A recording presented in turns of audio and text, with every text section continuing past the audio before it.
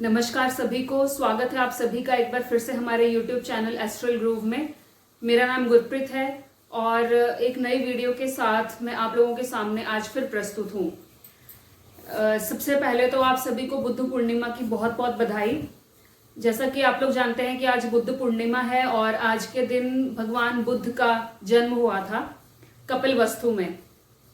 और मैंने अपनी मेडिटेशन की वीडियो का लिंक ऑलरेडी आप लोगों के साथ शेयर कर दिया है। आप लोग, मैं चाहूंगी कि सभी लोग वो मेडिटेशन का लिंक ऑन करके चलाकर मेडिटेशन जरूर करें। स्पेशल मेडिटेशन मैंने आप लोगों के लिए आज इसी उपलक्ष्य में रिकॉर्ड की है। तो इससे पहले कि मैं और कुछ आप लोगों को बताऊं, थोड़ा सा मैं ब्रीफ हिस्ट्री देना चाहूंगी भगवान बुद्ध के बारे में। उनका जीवन काल कैसे शुरू हुआ था और क्या क्या उनको प्राप्त हुआ उसके बाद में शॉर्ट में बात करते हैं। सबसे पहले तो भगवान बुद्ध, उनका जन्म हुआ था कपिलवस्तु में, एक राजा के घर में। और एक लौते पुत्र थे वो अपने माता पिता के। और जब उनका जन्म हुआ तो सभी लोग वहां पर आए उन्हें देखने के लिए। और उनके बीच में एक सिद्ध भी थे, एक सन्यासी भी थे। और जैसे ही वो वहां पर आए, उन्होंने उनके दर्शन किए तो उनके भीतर से निकलता हुआ प्रकाश उन्होंने अनुभव किया। और वो जानते तो थे इन सब चीजों के बारे में कि वो कौन है और भविष्य में वो युग पुरुष के नाम से कहलाएंगे, युग पुरुष कहा गया उन्हें। और उन्होंने उन्हें प्रणाम किया और उनके पिता से एक बात कही कि तुम्हारा पुत्र तो सन्यासी बनेगा। लेकिन जैसे ही राजा ने ये बात सुनी, अब देखिए राजा है तो वो यही चाहेगा कि उसका पुत्र भी आगे चलकर राजा ही बने और राजकाज संभाले, राजपाट संभाले। लेकिन जैसे ही उन्होंने ये बात सुनी तो उनके लिए बहुत ही अचंभे वाली बात थी ये। और उन्होंने कहा कि नहीं, ये राजा ही बनेगा। लेकिन उस सन्यासी ने यही बात बोली, उन गुरु ने यही बात बोली कि नहीं, तुम कुछ भी कर लो, चाहे तुम जो मर्जी कर लो, जैसी मर्जी परिस्थितियां उत्पन्न कर लो, लेकिन तुम्हारा पुत्र सन्यासी ही बनेगा और ये युग पुरुष के नाम से कहलाएगा, ये युग बदलेगा। लेकिन खैर, पिता ने अपनी तरफ से पूरी कोशिश की और ऐसे सारी परिस्थितियों से उन्हें दूर रखा। शुरू से कौन कौन सी परिस्थितियां हैं जिनसे वो सन्यासी बन सकते थे। वो परिस्थितियां कुछ ऐसे हैं कि रोगी, मृत्यु, रोग, मृत्यु और वृद्धावस्था, ये तीन ऐसे हमारे पड़ाव आते हैं जीवन में जिसको देखने के बाद, अनुभव करने के बाद स्वतः ही अपने आप ही मन में वैराग्य उत्पन्न हो जाता है। वैराग्य यानी कि डिटैचमेंट का भाव उत्पन्न हो जाना और उसके बाद फिर संन्यास का भाव आना। तो ये सब परिस्थितियां ही हमारे भीतर, फिर गरीबी है, किसी का दुख है, किसी का रुदन है, ये सब हमारे भीतर संन्यास पैदा करती हैं, वैराग्य पैदा करती हैं। तो उनके पिता ने शुरू से ही यही प्रयास किया कि सिद्धार्थ को, गौतम सिद्धार्थ कहा जाता था उन्हें, जब उनका जन्म हुआ तो यही नाम उनका रखा गया। और बचपन से दूर रखा गया उन्हें और उन्हें सारी शिक्षा दी गई जैसे एक राजा को दी जाती है, तलवारबाजी और धनुष बाण चलाना, सब कुछ। लेकिन कहीं ना कहीं उनका रुझाव बचपन से ही इन सब चीजों से ज्यादा दूसरी चीजों में था, जैसे कि करुणा भाव, जीवों के लिए करुणा भाव, मनुष्य जाति के लिए करुणा भाव। और वो इन चीजों से ज्यादा, क्षत्रिय के उसमें होने से ज्यादा, वो एक उनके अंदर जो लक्षण थे वो यही थे, सन्यासी के तरह के। लेकिन अभी नियति ने अपना खेल दिखाना था और आगे ये सब चीजें होनी थी भविष्य में। तो अभी वो इन चीजों को अनुभव करने की कोशिश करते थे। अब उनके जो राजगुरु थे वो उनके सानिध्य में बैठकर जो शिक्षाएं लेते थे, उसके अलावा वो बैठकर साधना करने की भी कोशिश करते थे। उनके राजगुरु के सानिध्य में बैठकर उन्होंने उनको ओम करना सिखा दिया और वो ओम करते करते उन्हें बहुत आनंद आने लगा इसमें। वो बच्चे ही थे, अभी बहुत बड़े नहीं थे, बच्चे ही थे, और उन्हें बहुत आनंद महसूस होने लगा उसमें। और जैसे जैसे वो बड़े हुए, ये सब करते गए, वो ओम का जाप करते थे और ध्यान में जाने की कोशिश करते थे और अपने गुरु से पूछते थे कि मुझे इससे आगे की यात्रा करनी है, मुझे इससे आगे का ज्ञान प्राप्त करना है। लेकिन जैसे ही उनके पिता को ये बात पता चली तो उन्होंने उनके गुरु को राज्य से बाहर निकाल दिया। और जो परिस्थितियां उन्होंने, राजा ने बनाई, वो क्या किया, उन्होंने बचपन से ही उन्हें बहुत ही ऐशो आराम में रखा गया। उनके आसपास हमेशा सुख, हंसी खुशी की बातें, कोई दुख की बात उनके सामने ना की जाए, ये उनकी तरफ से निर्देश थे पूरे राज्य के लिए। सभी राज्य के जितने वासी वहां पर रह रहे हैं और उनके महल में जितने लोग रह रहे हैं, उनकी यही निर्देश थे कि इनके सामने, गौतम बुद्ध के सामने कोई ऐसी बात ना की जाए मृत्यु की, रोग की, वृद्धावस्था की, जिससे कि उनके मन में ये भाव पैदा हो सन्यास के। और उनके आसपास नृत्य का माहौल रहता था, हंसी खुशी और ऐशो आराम, सुख, ये सब चीजें उनके आसपास बनाकर रखी जाती थी। लेकिन उनका शुरू से ही रुचि इन चीजों में नहीं रही। बार बार वो साधना, ध्यान, इनके बारे में ही प्रश्न करते थे और यही कुछ जानने की कोशिश करते थे अपने राजगुरु से। और एक और चीज उनके पिता ने की कि उनको इस दुख से दूर रखने के लिए उनके राज्य में जितने भी ऐसे लोग थे जो कि वृद्ध थे, जो कि रोगी थे, मानसिक या शारीरिक रूप से किसी भी प्रकार से थे, और जो मृत्यु के निकट थे, उन्हें कोई ऐसा असाध्य रोग था कि निश्चित था कि उनकी मृत्यु हो गई, और बहुत ही दुखी थे जो लोग, उनको ये कहकर उस राज्य से दूसरे राज्य में भेज दिया गया। उनके लिए एक नगर का निर्माण किया गया और उसे कहा गया नई नगरी। और उन सभी को ये कहकर वहां भेज दिया गया कि आपके लिए हम नए नगर का निर्माण कर रहे हैं जहां पर आप अच्छे से रहेंगे। लेकिन उसमें ये बात थी कि एक परिवार को पूरे तरीके से वहां नहीं भेजा जा रहा था, बल्कि उस परिवार में से अगर कोई वृद्ध था, कोई रोगी था, तो उसको अलग करके अपने परिवार से वहां भेजा जा रहा था और वहीं उन्हें रखा गया। लेकिन असल में वो नई नगरी नहीं थी, उसका नाम था अंधेर नगरी, क्योंकि वहां अंधकार था, वहां कोई उनके लिए सुविधाएं नहीं थी, कुछ भी नहीं था। केवल सिद्धार्थ गौतम इन चीजों से दूर रहे, उन्हें वैराग्य उत्पन्न ना हो, इसलिए उन्हें वहां पर भेज दिया गया। और ऐसे करते करते वो बड़े हुए, सिद्धार्थ गौतम बड़े होते चले गए, लेकिन उनके मन के जो प्रश्न थे वो कभी समाप्त नहीं हुए। और उनके जब राजगुरु, उन्हें पता चला कि राजगुरु को बाहर निकाल दिया गया है, और तब उन्होंने अपने गुरु से ये पूछा कि आप भी यहाँ से जा रहे हैं, अब मुझे, मेरा मार्गदर्शन कौन करेगा, अब मुझे कौन अध्यात्म के बारे में बताएगा, कौन मुझे गाइड करेगा। तो उनके गुरु ने सिर्फ एक ही बात उन्हें बोली कि देखो, अपने जीवन में तुम अनुभव करते जाओ, ऐसा नहीं है कि सब चीजों को छोड़ छाड़ कर तुम्हें अध्यात्म या मुक्ति की प्राप्ति हो जाएगी। तुम हर चीज को अनुभव करो, तुम विवाह भी करो, तुम रिश्तों में भी बंधो, तुम उन बंधनों को भी अनुभव करो, उन सब चीजों को अनुभव करो, जो भी रिश्ते हैं, तुम्हारे पत्नी है, एक पिता होने का जो भाव है, उस सबको तुम अनुभव करो। लेकिन अनुभव करते करते उसमें फंसना नहीं है, बल्कि उससे ऊपर उठ जाओ, अनुभव करो और ऊपर उठ जाओ। ये उनके गुरु ने एक बात बोली। और उसके साथ उन्होंने ये भी कहा कि मैं तुम्हें मिलूंगा जरूर दोबारा, तुम्हारे आने वाले समय में मैं तुम्हें फिर से मिलूंगा। इसके साथ ही वो उनके राज्य से चले गए।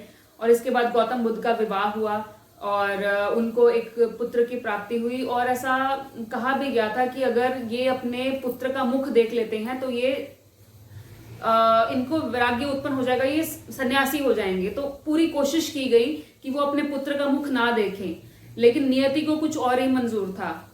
उन्होंने अपने पुत्र का मुख भी देखा और उसके बाद जो परिस्थितियां होती चली गई उसमें यह था कि उन्होंने एक दिन सड़क पे चलते चलते अपने मित्र के साथ वो जा रहे थे और एक अर्थी को जाते हुए उन्होंने देखा।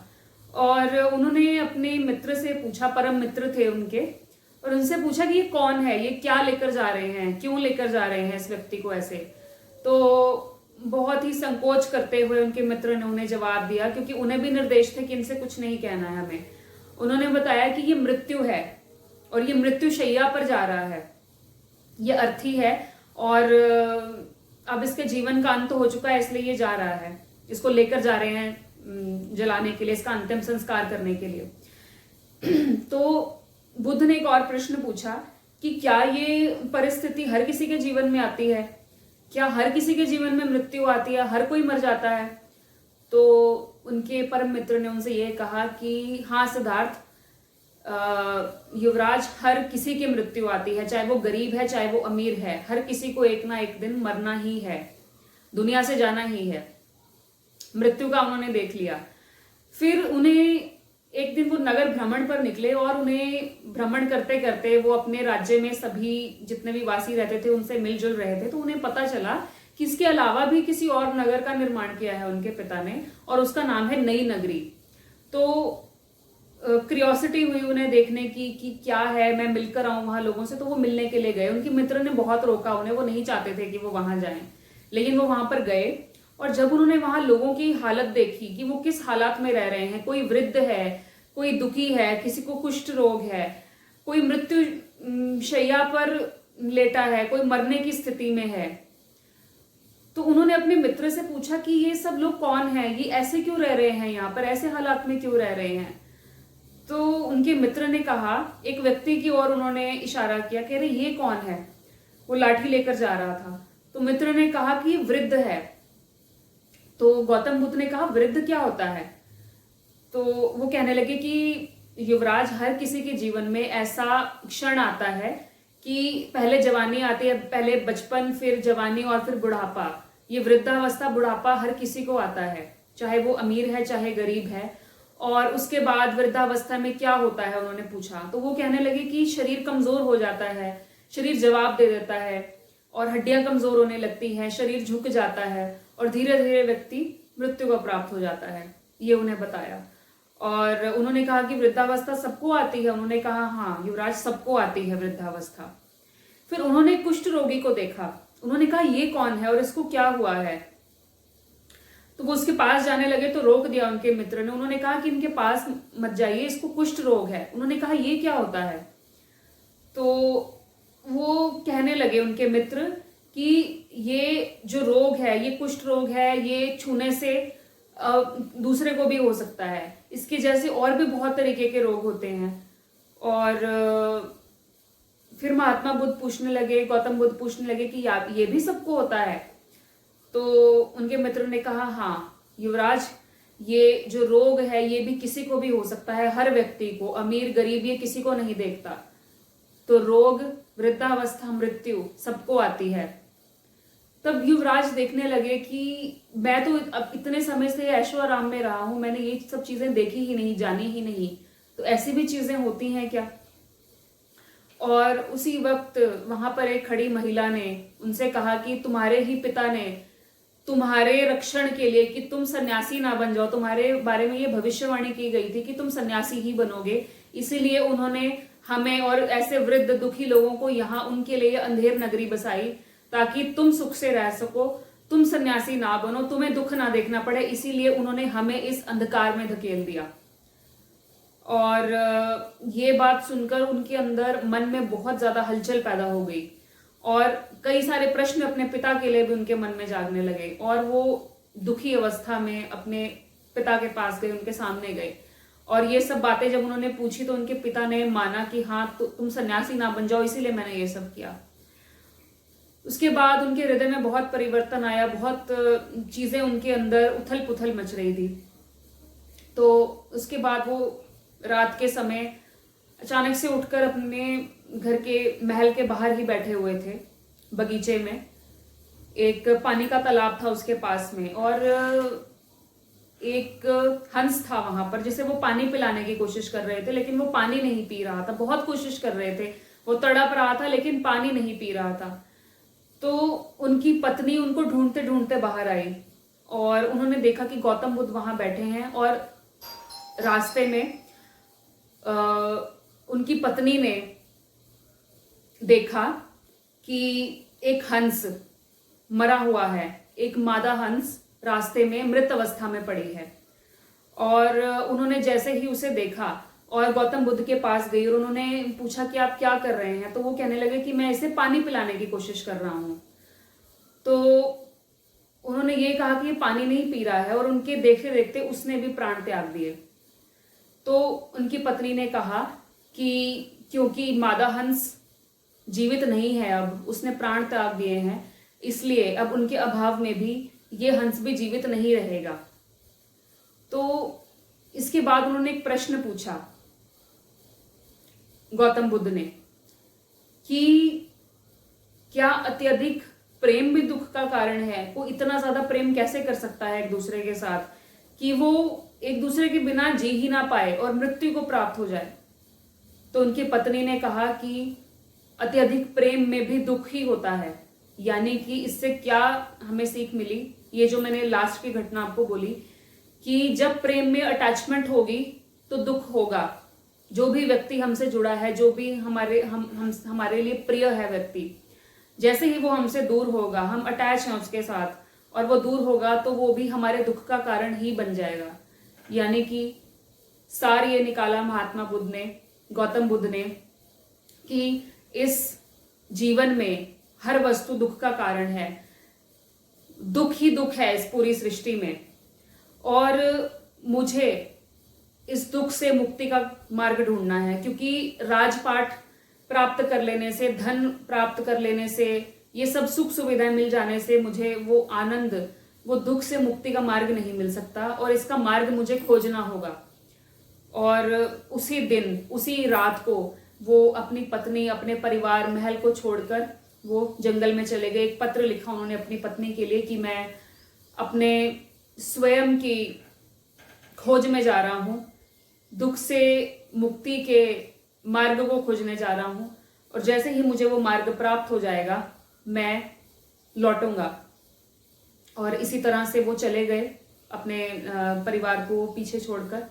और उसके बाद उनका आगे का जीवन काल है कि वो जंगल में गए, उन्हें गुरु प्राप्त हुए, वहां से उन्होंने कुछ साधनाएं सीखी, और उसके बाद फिर वो आगे और गुरु के पास गए। वो गुरुओं के पास गए और उन्होंने वहां से साधनाएं सीखी। वो हर गुरु के पास गए, हर व्यक्ति से कुछ ना कुछ लेने की कोशिश करते थे, लेकिन कहते थे कि मुझे इससे आगे का ज्ञान जागना, आगे का मार्ग जानना है, इससे आगे क्या है, अभी मैंने वो मार्ग पूरी तरह से नहीं जाना। आप कैसे साधना कर रहे हो? तो किसी ने बोला कि खाली पेट रहो, सब कुछ भोजन त्याग देने से तुम्हें सुख की प्राप्ति होगी। तो हमने सब कुछ भोजन त्याग दिया, तो उससे क्या मिला आपको? उससे हमें आनंद की प्राप्ति हुई।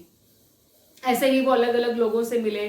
किसी ने उन्हें बताया कि फलों का सेवन करना शुरू कर दो, अन्न त्याग दो, उससे तुम धीरे धीरे उस मुक्ति के मार्ग की ओर अग्रसर होगे। तुम गुफाओं में रहना शुरू कर दो, तुम्हें मुक्ति का मार्ग प्राप्त होगा। अलग अलग लोगों ने उन्हें अलग अलग बातें बोली, और ऐसे कई वर्षों तक वो अलग अलग गुरुओं के सानिध्य में रहे।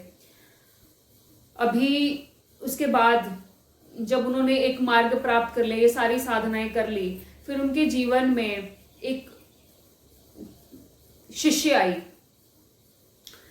एक कन्या थी जिसका नाम था सुजाता, और वो बहुत सेवा करती थी, संतों की बहुत सेवा करती थी। और उन्होंने भगवान बुद्ध को देखा था, और उनके लिए फल और जो भी खाने की चीज हो सकती थी वो सभी सिद्धों के साथ में उनके लिए भी भिजवा देती थी, उनके जहां गुफा में वो रहते थे। और उसके बाद एक दिन उन्होंने देखा कि भगवान बुद्ध ऐसे ही जमीन पर पड़े हैं, चक्कर आकर वो गिर गए। और उसके बाद कुछ और बच्चे भी थे उनके साथ, सुजाता के साथ ही कुछ बच्चे भी थे। उन्होंने उनकी सेवा की और उन्हें ये कहा कि आपको क्या हुआ था? तो उन्होंने कहा कि मैं चक्कर खा के गिर गया था क्योंकि मैंने कुछ खाया नहीं था काफी दिन से। तो उन्होंने कहा कि क्यों नहीं खाया आपने? तो वो ये कहने लगे कि इससे मुक्ति का मार्ग प्राप्त होगा, इससे स्वच्छता होगी भीतर की। तो वो छोटे छोटे बच्चे और सुजाता उन्हें एक बात सिखाकर गए कि भूखे रहने से, सब कुछ भोजन त्याग देने से जरूरी नहीं है कि आप उस मोक्ष के मार्ग को प्राप्त कर लेंगे, मुक्ति को प्राप्त कर लेंगे। तो भोजन करने से, अपनी सेहत ठीक रखने से, जब शरीर ही ठीक रहेगा तभी तो आप साधना कर पाएंगे, तभी तो आप ध्यान कर पाएंगे।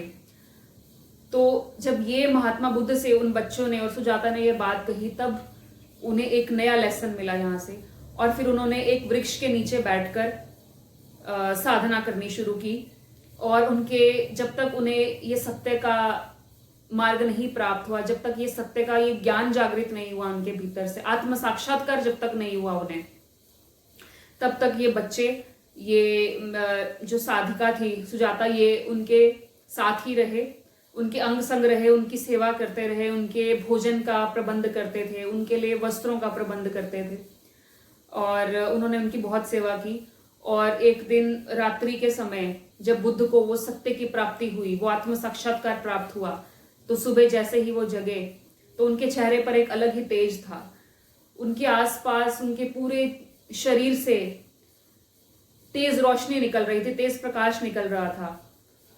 तो ये देखते ही वो सब बच्चे और सुजाता उनके पास आए और उन्हें ज्ञात हुआ कि अब उन्हें सत्य प्राप्त हो चुका है। वो जान चुके हैं कि दुख से मुक्ति का मार्ग क्या है। और उसके बाद उन बच्चों ने जब ये ज्ञान उन्हें प्राप्त हुआ और बच्चों ने और सुजाता ने उनसे आग्रह किया कि क्या हम आपको बुद्ध बुला सकते हैं।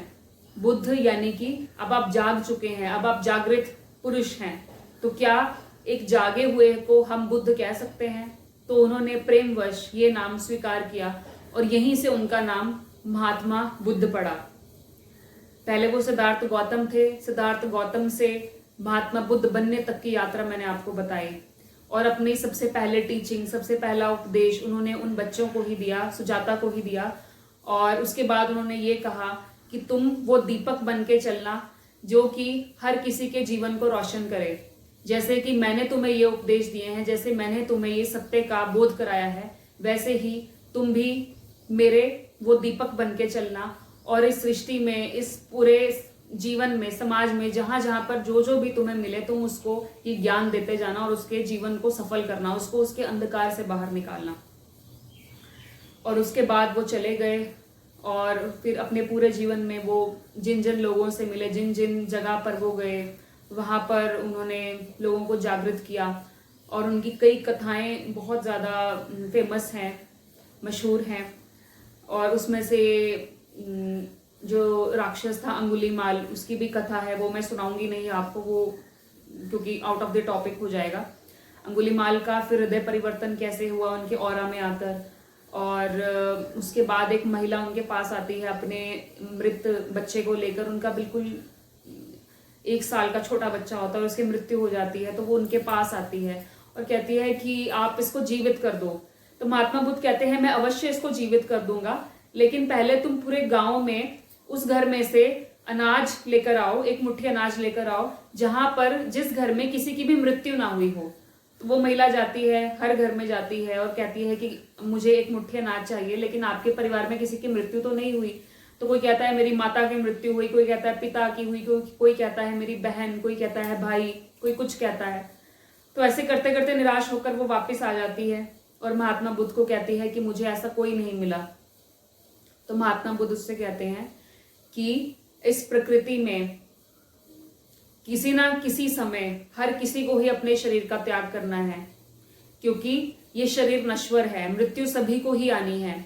और वो आयु देखकर नहीं आती, किसी का अमीरी गरीबी देखकर नहीं आती, मृत्यु सभी को ही आनी है और ये अटल सत्य है। और जैसे ही वो ये उपदेश उस महिला को देते हैं, उसे अपने दुख से मुक्ति मिलती है। और ऐसे करते करते उन्होंने कई लोगों का जीवन परिवर्तित किया, कई राजाओं का जीवन परिवर्तित किया, कई लोगों का जीवन उन्होंने परिवर्तित किया। और बाकी जो उनके साथ उनके शिष्य रहे, उनके बारे में भी कुछ कथाएं हैं। जो उनके साथ में उनके शिष्य थे, महर्षि कपिल थे, कई शिष्य थे उनके। तो ये था कुछ उनके बारे में, जो मैंने जीवन के बारे में आपको शॉर्ट में बताया। और उनके जो उपदेश थे जीवन में कि सृष्टि में दुख है, जीवन में दुख है और उस दुख से मुक्ति का मार्ग हमें ढूंढना होगा। जहां पर किसी भी चीज की अति होगी वो दुख का कारण ही बनेगी। अब चाहे वो आज के मैं एग्जाम्पल ले लूं समय में, चाहे आप मान लीजिए आपको गुलाब जामुन बहुत पसंद है, आपको मिठाई पसंद है, लेकिन एक लिमिट तक तो वो मिठाई आपको सुख देगी। लेकिन जब वो लिमिट से बाहर हो जाएगी, आप उसको ज्यादा खाने लगेंगे, तब वही आपके दुख का कारण बन जाएगी। आपको पेट में दर्द होगा, आपका जी मिचलाएगा, आपका उसको देखने का दिल नहीं करेगा। वही गुलाब जामुन, वही मिठाई जो आपको बहुत पसंद थी, वही लोग जो आपको आज सुख दे रहे हैं, कल को अगर वो आपको आपका अनादर कर देंगे, आपको कुछ ऐसे कटाक्ष कर देंगे, तो आपका मन उनसे पूरी तरह से पीछे हट जाएगा। कल को वो आपके सुख का कारण थे पहले, लेकिन आज उन्होंने आपको दुख दिया है, इसलिए आज वो आपके दुख का कारण बन गए हैं। वो चीज, वो मोबाइल जैसे आप नया लेकर आते हैं, नई गाड़ियां लेकर आते हैं, वो आपको क्षण भर के लिए सुख देती है कि नई गाड़ी ले ली, नया मोबाइल खरीद लिया। लेकिन कुछ समय के बाद जो उसका सुख है वो कहाँ गायब हो जाता है कुछ नहीं पता। दुख भी नहीं होता उससे, लेकिन एक नीरसता आ जाती है कि ठीक है हमारे पास है, कोई बात नहीं, कोई बड़ी बात नहीं है। तो इससे आपको सीख क्या मिली इन सारी चीजों से, कि हमारा मन हर समय सुख की तलाश में रहता है, हमारा मन हर समय सुख ढूंढ रहा है। लेकिन दुख की बात यह है कि हमारा जो मन है उसका स्वभाव है बाहर की तरफ भागना।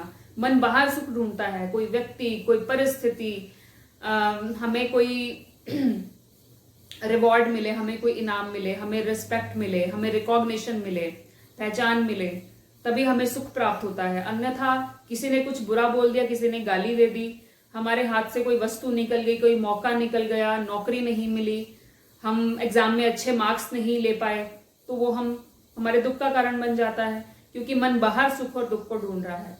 लेकिन जब आप अपने भीतर उस चीज को ढूंढना शुरू कर देंगे, भीतर सुख नहीं है, भीतर दुख भी नहीं है, भीतर तो आनंद है, और आनंद की जो डेफिनेशन है, जो कभी भी ना समाप्त हो, वो आनंद है, और वो बाहर आपको नहीं मिल सकता, चाहे आप उसको जितना मर्जी खोज लें, कपड़ों में खोज लें जितना मर्जी। कपड़े आपका शरीर ढक सकते हैं, लेकिन आपको सुख नहीं दे सकते। आप जितने मर्जी गहने पहन लें, वो आपको सुख नहीं दे सकते। आप जितने मर्जी खाद्य पदार्थ खा लें, स्वादिष्ट से स्वादिष्ट, वो आपको सुख नहीं दे सकते। आपका पेट खराब हो जाएगा ज्यादा खाएंगे तो। हाँ, पेट भरने के लिए आवश्यकता अनुसार जो खाएंगे उससे आपकी भूख की तृप्ति होगी। कोल्ड ड्रिंक पी लेने से सुख नहीं मिलेगा, जंक फूड खा लेने से सुख नहीं मिलेगा, किसी चीज से सुख नहीं मिलेगा। बड़ा मकान मिल जाए, बहुत महलों में भी रहने लगे तो सुख नहीं मिलेगा। और कुछ ऐसे भी लोग हैं जो महलों में रहते हुए भी यदि महल भी जल जाए तो उसमें भी वो दुखी नहीं होते। राजा जनक की कथा है, जैसे अब बहुत ज्यादा लंबी वीडियो हो जाएगी यदि मैं राजा जनक की आपको सुनाने लग गई कथा। तो राजा जनक भी ऐसे ही सिद्धों में से हुए हैं, सिद्ध गुरुओं में से हुए हैं, लेकिन वो सन्यासी नहीं थे औरों की तरह। मतलब कि सन्यासी का मतलब है उन्होंने संसार नहीं त्यागा था, वो संसार में ही रह रहे थे। उनके पास महल थे, वो राजा थे, लेकिन महल के जल जाने से, चीजों के चले जाने से भी उनको दुख नहीं होता था। इसकी कथा है एक सुखदेव और राजा जनक की, आपको मैं फिर कभी सुनाऊंगी। वो बहुत इंटरेस्टिंग कथा है, जिसमें वो सुखदेव को टीचिंग्स देते हैं कि वैराग्य कैसे प्राप्त किया जाता है, सन्यासी कौन होता है, असल में वो उन्हें समझाते हैं। तो असल में देखिए, संसार में रहने वाला जरूरी नहीं है कि वो पूरे तरीके से संसारी ही हो, और जरूरी नहीं है कि जो सब कुछ छोड़ छाड़ के जंगलों में चला गया वो सन्यासी ही हो। कभी कभी ऐसा भी होता है, जो व्यक्ति संसार में रहते हुए डिटैच भाव से यदि रह रहा है, उसे कोई फर्क नहीं पड़ रहा, वो सुख और दुख के भाव से ऊपर है, सबसे अनकंडीशनल प्रेम है उसका, अनकंडीशनल लव है, और किसी को देखे घृणा नहीं, द्वेष नहीं, भय नहीं, यदि संसार में रहकर ये परिस्थितियां वो प्राप्त कर लेता है तो वो सन्यासी ही है। और जो जंगल में जाकर भी जिसके भीतर लालसाएं रहें, इच्छाएं रहें, वो उनसे मुक्त ना हो पाए, और एक के बाद दूसरी इच्छा, अहंकार जागृत रहे, वो जंगलों में जाकर भी संसारी ही रहेगा, क्योंकि उसके भीतर वहां पर भी संसार बसा है। और जिसके भीतर संसार में रहते हुए संन्यास बसा है वो सन्यासी ही है। तो भगवान बुद्ध ने भी हमें कई चीजें सिखाई। उन्होंने वो जंगल में अवश्य गए, वो सत्य की प्राप्ति के लिए गए वहां पर, और जैसे ही उन्होंने सत्य को प्राप्त कर लिया वो वापस आए। और उसके बाद ऐसी कथा है कि फिर उन्होंने अपने परिवारजनों को, उनकी माता को, अपनी पत्नी को, फिर उन्होंने मोक्ष प्राप्त करवाया, उनको मोक्ष दिलवाया। वो भी फिर उनके संग में शामिल होकर साधिकाएं बन गई। ऐसे उनके भाई थे, वो भी साधक बन गए, और सभी को मोक्ष प्राप्त हुआ, सभी उनके शिष्य बन गए। तो उन्होंने अपना भी जीवन सफल किया, पूरे समाज का जीवन सफल किया, अपने परिवार का भी जीवन सफल किया, सबका जीवन सफल किया। तो आज बुद्ध पूर्णिमा है। आज के इस उपलक्ष्य में मैं आपसे यही कहना चाहूंगी कि बुद्ध कोई व्यक्ति नहीं है। वो ठीक है, उनका नाम सिद्धार्थ गौतम था, लेकिन बुद्ध नाम उनका बाद में पड़ा। बुद्ध क्यों मिला? क्योंकि जब वो जाग चुके थे, जब वो जागृत हुए, भीतर से जाग गए, सत्य को जान लिया, जन्म और मृत्यु के रहस्य को जान लिया, तब उन्हें बुद्ध की डेफिनेशन दी गई। और ऐसे ही हमारे में से, हमारे इस समाज में, हमारे जीवन में हर वो व्यक्ति बुद्ध है जिसने स्वयं को जान लिया, जो मुक्त है पूरी तरह से, जिसे भय नहीं है, जिसे क्रोध नहीं, घृणा नहीं, जो डिटैच है, जन्म और मरण के रहस्य को जिसने जान लिया, और जो सबसे अनकंडीशनल प्रेम कर रहा है, जो आज भी ये जानता है कि बाहर दुख ही मिलेगा और आनंद केवल भीतर है। हर वो व्यक्ति बुद्ध है। हर वो व्यक्ति शिव भी है, क्योंकि शिव और बुद्ध में भी कोई डिफरेंस नहीं है। हम यदि शरीर की संरचना देखने लगे, शरीर को देखने लगे, फिर तो हमें हर कोई अलग अलग ही दिखेगा। लेकिन अगर हम भीतर से जाने, भीतर से देखने की कोशिश करें कि वो आत्म स्वरूप, वो तो सब में एक है। चाहे वो शिव है, चाहे वो बुद्ध है, वो एक ही है। शिव हमारे सबसे पहले गुरु थे, हमारी सृष्टि के, जिन्होंने स्वयं को जाना था, सबसे पहला व्यक्ति, और उन्हें शिव की डेफिनेशन दी गई। शिव कहा गया, शिव जिसने स्वयं को जान लिया। और उसके बाद आए बुद्ध। बुद्ध यानी जिसको आत्मबोध हो गया, बुद्ध यानी बोध हो जाना। तो शिव और बुद्ध में कोई डिफरेंस नहीं, आप में और बुद्ध में कोई डिफरेंस नहीं। बस शर्त ये है कि आप उनके मार्ग पर चलने की कोशिश करें, आप उनके टीचिंग्स को फॉलो करने की कोशिश करें, जो उन्होंने कहा उसे अपने जीवन में उतारने की कोशिश करें। अगर आपने उनकी कही एक बात भी अपने जीवन में उतार ली तो सही मायने में आप उनके शिष्य हैं। और यदि उनकी सारी बातें कही हुई आपने सुनी लेकिन माना कुछ भी नहीं, तो फिर आप शिष्य नहीं हैं। तो गुरु की बात को जो जीवन में धारण कर ले वही शिष्य है। जो उस शिक्षा को ग्रहण करके उस पर चल पड़े वही शिष्य है। और गुरु वो लौ है जो हर किसी के जीवन को अंधकार से दूर कर रही है, हर किसी के जीवन में उजाला कर रही है। गुरु वो दीपक है। तो आज के लिए इतना ही। मैं आशा करती हूँ आपको मेरी आज की ये वीडियो पसंद आई होगी। अब इस वीडियो के जैसे ही अभी मैं समाप्त करूंगी तो इसके बाद में भगवान बुद्ध की कुछ टीचिंग्स मैंने सर्च करके इसके कंपाइल करके इसके साथ में अटैच की हैं, तो आप वो भी अवश्य सुने। तो अभी के लिए आप लोगों का धन्यवाद। आप लोग मेडिटेशन जरूर कीजिएगा 8 बजे। सब लोग मेडिटेशन के लिए बैठ जाइएगा। 8 बजे नहीं बैठ सकते आप 9, 10, 11, 12 जब भी आप फ्री होते हैं तो आप बैठकर जरूर मेडिटेशन कीजिएगा। आज का बहुत महत्व है साधना का। तो तभी अभी तक के लिए आप सबसे मैं विदा लेती हूँ। आप सभी का धन्यवाद।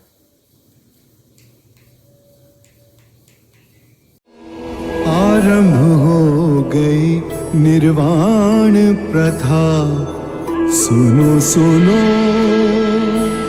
ये बुद्ध कथा। हर दिन के पल को चेतना में जियो, जो पीछे चला गया उसका ना राग मन में हो, ना ही आने वाले कल के सपनों की नींद में डूबे रहो। इसी क्षण अर्थात सचेत अवस्था में पूर्ण जियो। अंधविश्वास किसी पर मत करना, चाहे वो धर्म ग्रंथ हो या किसी महानुभाव का कहना, जब तक वो तुम्हारी अपनी बुद्धि और विवेक की कसौटी पर खरा ना उतरे। 4 आर्यक सत्य हैं। 1, जब तक सृष्टि रहेगी दुख मनुष्य के साथ छाया की तरह चलेगा। 2, इस दुख का कारण है वस्तु से स्वयं को पकड़ के रखना। जो वस्तु क्षणभंगुर है तो मार्ग क्या हो। 3, मुक्ति के लिए विवेक जगाना आवश्यक है। स्वयं को केंद्रित रखो। जो आए चाहे दुख की सूचना या आनंद की परछाई, उसके बीच स्वयं को स्थिर रखो। 4, इस मार्ग पर दुख के बंधन टूटेंगे और परम सत्य की उपलब्धि होगी। ये संसार जिसे हम यथार्थ मानते हैं दुख और पीड़ा का क्षणभंगुर खेल है। जो जन्मा है उसकी मृत्यु निश्चित है। यही सृष्टि का नियम है। अज्ञान ही सारी विषमताओं की जड़ में है। अज्ञान न पूजा न व्रत न चढ़ावों से समाप्त होता है। अज्ञान केवल ध्यान से दूर होगा। सौंदर्य अनित्य है, इसीलिए भाव बोध से मुक्त पुरुष न सुंदरता से सम्मोहित होता है और न ही कुरूपता से विरक्त। जिस क्षण तुम्हारे अंतर में ये भाव उत्पन्न हुआ कि तुम पाप कर रहे थे, उसी क्षण तुमने स्वयं अपनी मुक्ति के मार्ग पर पहला पग धर दिया है। सत्य के मार्ग पर चलते हुए 2 भूल हो सकती है। पहला, पूरा रास्ता तय ना करना और दूसरा, उसे आरंभ ही ना करना। घृणा से घृणा नहीं मिटाई जा सकती। घृणा मिटती है केवल प्रेम से, और ये प्रकृति का अटल सिद्धांत है। जीवन मरण हर मनुष्य के जीवन का क्रम है। यदि हम चैतन्य हो इस पूरे विधान को समझें तो हर दिवस ऐसा जीवन जी सकते हैं जहां शांति, सद्बुद्धि, आनंद, संतोष का सर्वदा वास होगा। जोश से भयंकर कोई अग्नि नहीं, घृणा से भयंकर कोई जानवर नहीं, अविवेक से बढ़कर कोई जाल नहीं, लालच से बढ़कर कोई बाधा नहीं। व्यक्ति का मन ही उसका सबसे बड़ा शत्रु है, जो उससे अनुचित कार्य करवाता है। हम जो सोचते हैं उसका ही परिणाम बनते हैं। अच्छा विचार अच्छा परिणाम देता है, बुरा विचार बुरा परिणाम। ये प्रकृति का अटल नियम है। करुणा से ही हम दूसरे जीव की पीड़ा समझ सकते हैं, उसका दुख दूर कर सकते हैं। हम कितनी भी पुण्य की बातें पढ़ लें, कह लें, जब तक वो आपके अपने कृत्य ना बन जाए तब तक कोई लाभ नहीं। आत्ममुक्ति के 3 चरण हैं: शीलाचार, ध्यान और ज्ञान। शीलों का आचरण करने से ध्यान साधना बढ़ती है, ध्यान साधना से ज्ञान का उदय होता है, जिससे शीलों का गहन आचरण संभव होता है। इससे हम लोभ, क्रोध और अज्ञान से मुक्त होकर आत्म मुक्ति, शांति और आनंद की प्राप्ति कर सकते हैं। इस शरीर रूपी जन्म में ही नहीं, शरीर के पश्चात वाली यात्रा में भी जैसा कर्म होगा वैसा ही फल होगा। जीवन का रहस्य है भय से मुक्त होना। कल क्या होगा, तुम्हारा या मेरा क्या होगा, किसी पे निर्भर ना होना। जैसे ही भय को अस्वीकार करोगे, पूर्ण मुक्ति मिलेगी। धर्म और संघ हम सबके अंतर में है। जागने की क्षमता बुद्ध है। जाग के जिस पथ पर चले वो धर्म है, और अपने पूरे मन को एकत्र करना संघ है। और ये तीनों रत्न हम सबके अंतर में ही है। कितने भी धार्मिक ग्रंथ पढ़ लो, कितना ही उन्हें कंठस्थ कर लो, यदि वो तुम्हारे जीवन के कृत्य ना बने तो समझना कुछ भी नहीं किया। 3 सत्य हैं जिन्हें जन जन तक पहुंचाना है: उदार हृदय, दयालु वचन, सेवा में अर्जित जीवन और करुणा। यही 3 मंत्र मानवता का नव निर्माण करेंगे। मृत्यु का भय उसे ना होगा जिसने अपना जीवन बुद्धिमानी से जिया हो। ये शरीर तो नश्वर है, पर मेरी वाणी, मेरे सूत्र बन सदैव आप लोगों के पथ को प्रकाशमयी करेंगे। अपो दीपो भव, अपना दिया स्वयं बनना, अपने बुद्ध को पहचानना। जागो और धर्म के मार्ग पे चलो, अपने अंतर के संग को साधो, अपनी शरण में जाना, किसी को ना खोजना। जो है सब अस्थिर है, उसके बीच स्थिर रहना, परिश्रम से निरंतर संघर्ष करना, कभी हार ना मानना।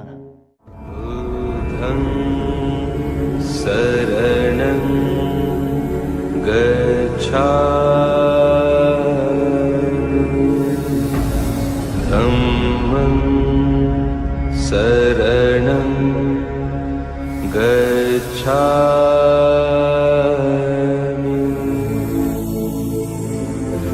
संघं शरणं गच्छामि।